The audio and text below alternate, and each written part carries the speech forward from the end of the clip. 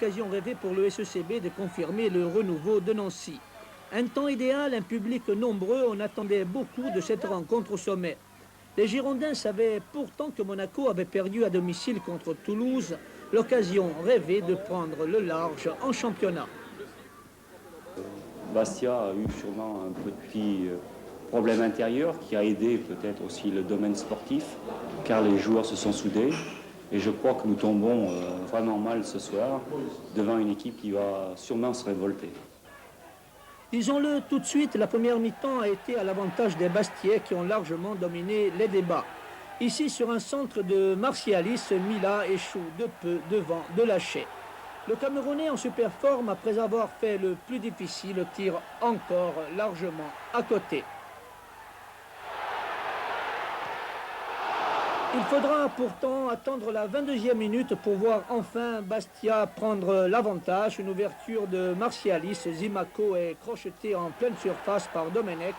C'est le pénalty indiscutable, un pénalty que l'on revoit. Les Bordelais n'ont même pas protesté.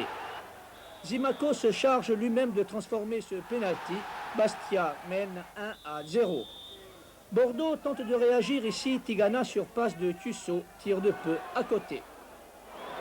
Alors que l'Allemand Aurore doit employer les grands moyens pour stopper Martialis, qui lui en fait voir de toutes les couleurs, la mi-temps est sifflée 1-0 pour Bastia.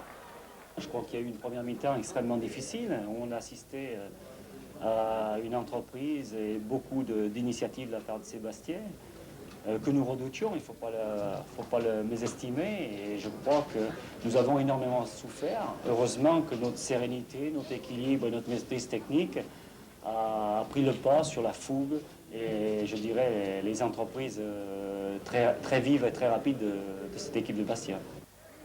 L'entraîneur bordelais l'a dit, son équipe a limité les dégâts, même si sur cette action de la reprise, Mila rate complètement son tir.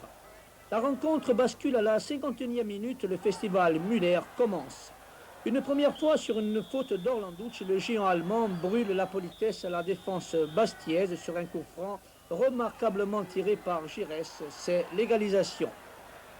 À la 72e minute, une action collective de Bordeaux, un bel échange entre Tusso et Müller. L'Allemand n'a aucune peine à marquer son deuxième but de la soirée.